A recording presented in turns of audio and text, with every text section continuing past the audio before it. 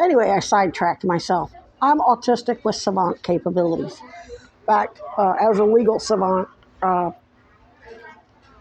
apparently Diddy's pals, Denzel Washington and Universal Studios and BlackRock, stole my story and made the movie Roman J. Israel about Chad and I. And they had Colin Farrell look a great deal like Chad Cronin, even though Chad wrote up a fake obituary in that movie. They have the indigenous person of color legal savant played by instead of a Native American woman, they have it played by a African, and he could very well be part Native American, since the Africans and Native American people were enslaved together. Who knows? But anyway, they just switched it up a little bit and they made it look like, and it was based off an email I sent to NAACP attorney Ben Taylor in Phoenix. I said, I think they killed Chad. Now, it was a fake obituary that he wrote up to play on my sympathies, hoping I wouldn't go after him for work comp and domestic violence and his drug and alcohol issues. He's basically another Don Jr. or Hunter Biden. They're all the same. Trump was a Democrat for years, decades, funding, poured over $1 million into the Clintons and the Dems right along with Soros. So, but anyway, I digress. My point of making that video was to talk about how United lied to that doctor. So anyway, I gave you some backstory. When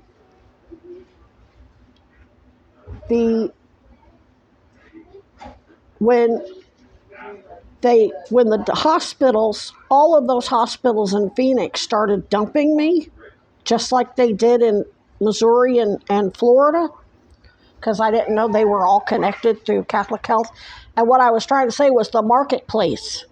When Affordable Care Act was co-written by Catholic Health CEO Lloyd Dean. Okay, now all of those insurers, Centene Corporation, United Healthcare, and all of the hospitals, which are also monopolies, Catholic Health, Banner, Tenet, and they even formed what's called the Arizona Healthcare Alliance with Honor Health, which has oligarch Virginia G. Piper Cancer Treatment Center, and she's a supervisor at Homeland Security. And she's on my audio. Oh, I taught Special Forces. I taught West Point's best, and told me about her helicopter license has to be renewed every 6 months, and she flew helicopters for the Navy. She's a Navy pilot, just like John McCain. So, as was her father and as was John McCain's father. So the oligarchs who own all these Wall Street businesses, the proprietors, also have federal badges. I mean, even Bezos has a federal CIA contract. Elon Musk, he's got government contracts. That makes him a fucking co-op. And now he's officially getting a government oversight position. Do you really think that they're going... So they basically get to investigate themselves. But anyway, back to the doctor's lies. When I got to Arizona and those doctors started doing that, I called the Arizona Medicaid, which was basically United, which was also, what was it called? Access. Arizona Access was basically an extension of Banner Health, because Banner Health bought Arizona, University of Arizona. It was called Arizona Healthcare. I don't remember what Access stands for, but it was owned by University of Arizona. Guess who bought University of Arizona Health? Banner. So when I called to report the fraud by Banner, guess who was taking the report? Banner. So the actual insurer, though, was United. So I started calling United's fraud hotline, and I said, I need a caseworker. I'm high risk. In fact, a social worker at one of the hospitals said, you need to call United and tell them you are high risk. You need a case manager, because she just watched the doctors lie to me and tell me all my blood work was good, and I was escorted in there by another Homeland Security agent named Etta. So my D-dimer was abnormal. My EKG was abnormal. I was in cardiac arrest. Once Etta left, the doctors come in. Oh, you're fine. Everything's fine. We're sending you home. You just told Homeland Security you were admitting me. And they were like, I said, yeah, that lady was Homeland Security. She's friends with Virginia G. Piper, as in the Virginia G. Piper Cancer Treatment Center, as in Barry Goldwater's youngest daughter, as in Homeland Security. Oh my God. And I was recording everything. You should have heard. They got so nervous, but they were real. I think Bert Piper just walked by. I'm not sure. May not been, but sure looked like her. And yeah, she's here in Vermont now. So anyway, when I was on the phone with United and I got the caseworker, all you do is you give them your access number, your date of birth, and they can look at your entire file, your entire medical history.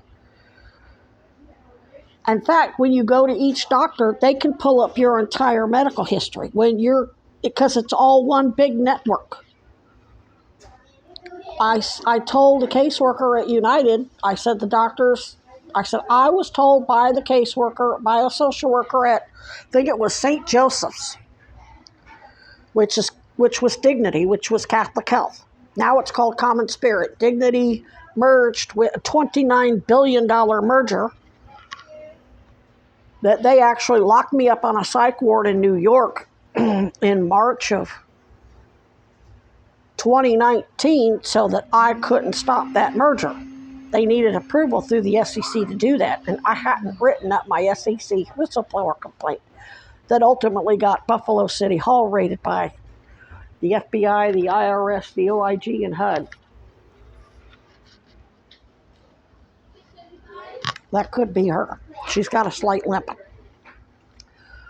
So anyway,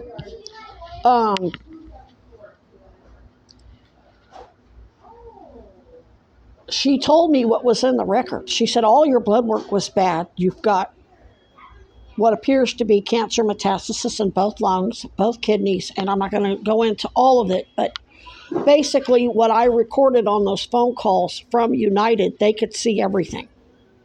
Well, because of what they're supposed to do, what the hospitals are supposed to do too, is when you report falsified medical records, they're supposed to seal that file right then, and nobody can see it but risk management.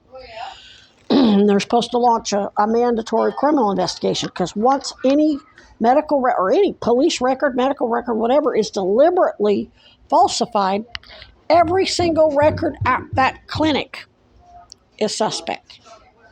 And that goes for homeless shelters because they are funded by HUD, police report, whatever. If you've got one person deliberately falsifying a record, every single record is suspect.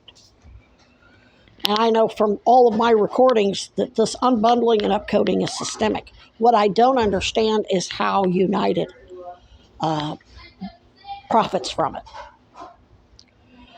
United did do the right thing in Arizona, and when I got to New York, because I couldn't get help anywhere, and my mother and I were followed by police and Homeland Security agents no matter where we went, I went to New York. I said, this shit ain't going to fly there. I said, even if the scams are going on there, I'll find somebody to look into it. And that really made them nervous. I did it, but I didn't know that pretty much almost the entire New York system had been corrupted. In Vermont here too. I mean, yeah, there are a few progressives, and they're the ones that are, there are a few uncorrupted, and they're the ones assisting DOJ, and of course, Governor Hochul, she was lieutenant governor at the time, got the special prosecutors to look into it. But my point is, if that United guy says, I can't see that, that's a different department, that's not how it works. They pull up your entire file just because they're basically an extension of the doctor's office. That surgeon, when she pulls up her patient's file, she can see everything, the diagnosis, blood work, notes, previous doctor's notes, nurse's notes. So can United, because when when those doctors and nurses, the hospitals bill your insurance, they're not billing for the care that you're getting from the hospital. They're billing for accurate medical records. So they can see what's in the records to see what's going on. That's in the ACLU Patient Rights Handbook. I don't remember when it was published, but I read that thing cover to cover years ago when I was having issues with a drug called Darvocet that's now off the market. I wasn't an addict, but when I quit taking it, I had excruciating pain from head to toe, which we now know that was from the autism also played a role in that. But the drug was not safe. Because they lied about it, it's now off the market. But so I looked at the Patient's Rights Handbook. I also got a book, ordered a textbook from the ASU campus bookstore, and the title was Drug Therapy, Drug Abuse, Addiction, and Chemical Dependency, or some variation of those 4 terms. And what that textbook basically went into, and it was huge. It was a big, thick book. And it basically said you can have one or the other, but you don't have to have both. You can have a chemical dependency without any drug abuse, without any addiction. You may just develop a chemical dependency because you're using narcotics therapeutically. Or you can abuse drugs but not be an addict, not be chemically dependent, and not need it for any therapy. Let's say the person who goes and snorts cocaine on the weekend. Yeah, you're abusing narcotics because you don't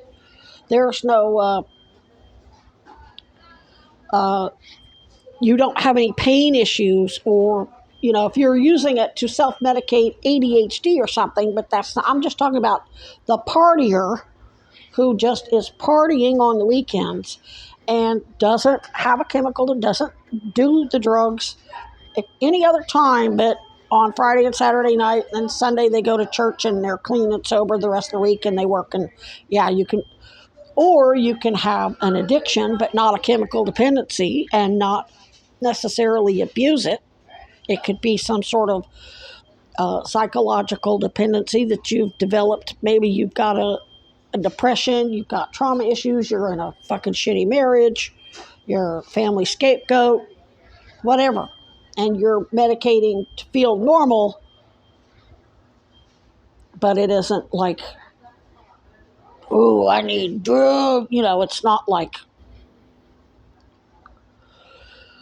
So it breaks all that down. That's why all of these doctors and homeless shelters and all of these stuff have to do what's called an assessment. They don't just say, oh, you're taking a pain pill, you're an addict. They don't get to shame you. They don't get to do any of that.